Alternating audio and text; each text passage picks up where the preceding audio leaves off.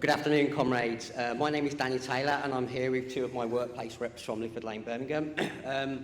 I've worked proudly as a bin worker for Birmingham City Council for the past 25 years, and I've also served as one of two workplace reps at Lifford Lane. I got voted in last November, so out of the frying pan and into the fire. Let me begin by thanking you all for inviting me to speak today about the devastating austerity measures being forced on frontline workers like us under the so-called guise of modernisation. Birmingham City Council is calling this process of transformation of services, but since when did slashing wages by up to £10,000 and increasing workload count as progress? That's not modernisation, it's an attack, a cold calculated assault on working people, and we won't stand for it. Back in 2017, we stood strong and won a High Court order that brought an end to previous disputes. That order guaranteed no more cuts, yet here we are again under attack while still carrying the scars from previous battles. And let's not forget who kept the city of Birmingham running during the COVID-19 pandemic. It was us, the frontline bin workers.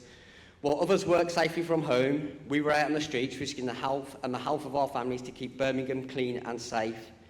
Now, fast forward to 2024 and the cuts kept coming. We lost our night shift allowance worth between £1,000 and £2,000 a year.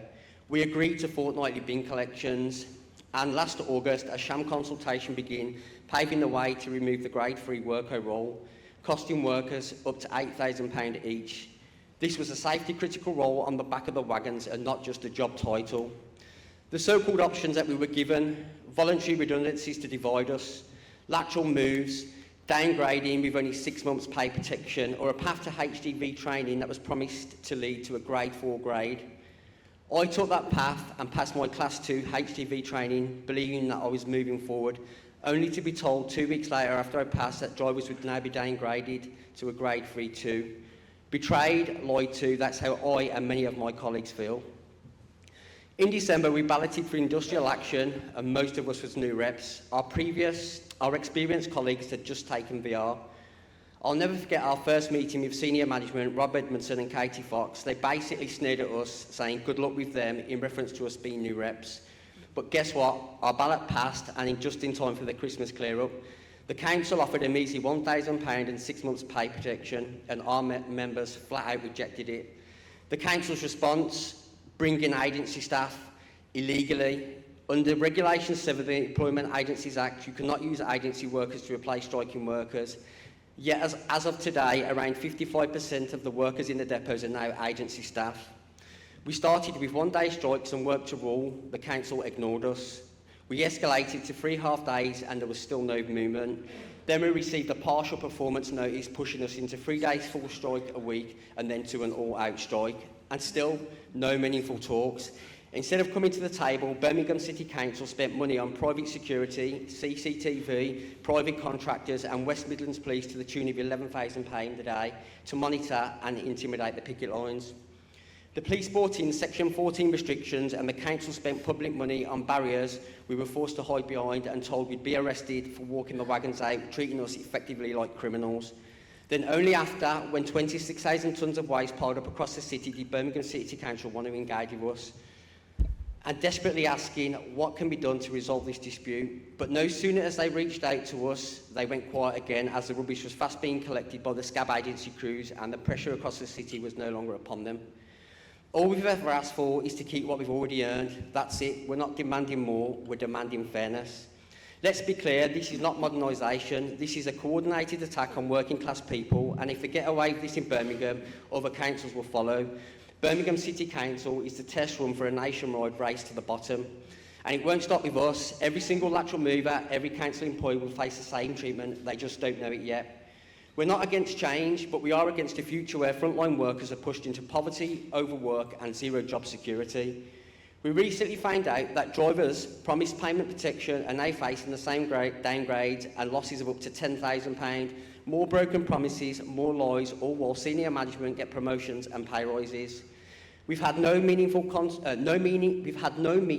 with leader John Cotton, the council leader, and no accountability. And still worse, when Angela Rayner, a Labour MP, the party for the working class, came to Birmingham, she did not visit one picket line. Instead, she met with the agency workers brought in to break the strike and congratulated them on a job well done. That's not solidarity, that's betrayal.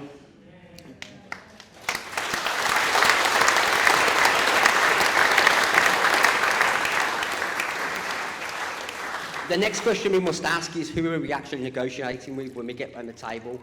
We've put forward our strongest negotiators, Sharon Graham and One, committed, experienced representatives fighting for what's right. Meanwhile, we're having to negotiate with the council intermediaries, puppets essentially, who have no real authority and must defer to government-appointed commissioners. These commissioners were brought in to balance the books after the council's financial collapse, but their presence only dilutes any agreements we try to reach, and let's not forget it's costing the Birmingham taxpayer £2,000 a day to keep these commissioners. Apparently, there's money for them, but not for frontline workers who actually keep the city running. We've all seen the consequences firsthand. Rubbish piling up on the streets, public services stretched to the limit. It's clear who's being valued and who's being ignored. After 6 long months of denying any financial impact, John Cotton, the council leader, has finally admitted that workers will lose money. This raises serious concerns about his ability to lead Birmingham City Council. If you can mislead the public on such a critical issue, what else is being hidden?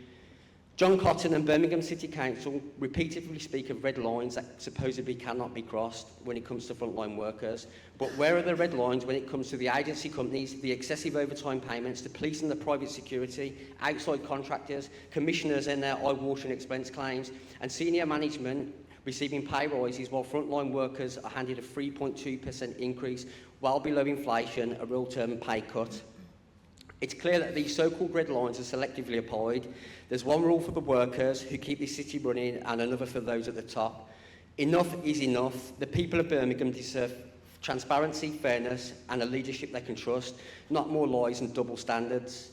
But through all this, we've seen some powerful solidarity across from the UK, from different unions and communities. The support has flooded in. From the protests outside the council house, we've stood tall, and that support has lifted us because we know we're not just fighting for ourselves. The council has now taken us to the High Court and imposed an injunction to prevent us from disrupting their operations. But let's be clear, disruption is exactly what a strike is meant to do. That's the powers the workers have when they withdraw their labour. This court injunction should set alarm bells off for other unions and striking workers across the country. It's a dangerous precedent, one that can be used to shut down picket lines altogether.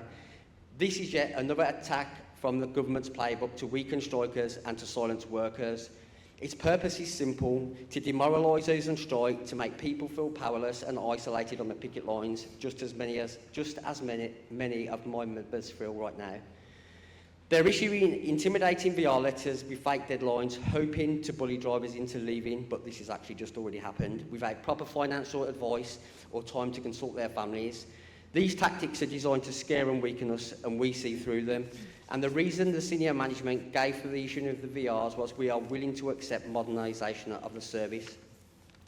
This isn't just about the bin workers anymore. This is a fight for every council worker across the UK, because if we fall, the dominoes fall everywhere. So here's my messages we're sending today. We will not back down, we will not be broken, we stand united and we will win. To Unite the Union, to everyone who stood by us, thank you. To the Fire Brigade Union for turning down work, thank you. To every single worker, rep and supporter across the UK and beyond, thank you. Because make no mistake, a win for us is a win for everybody. Solidarity.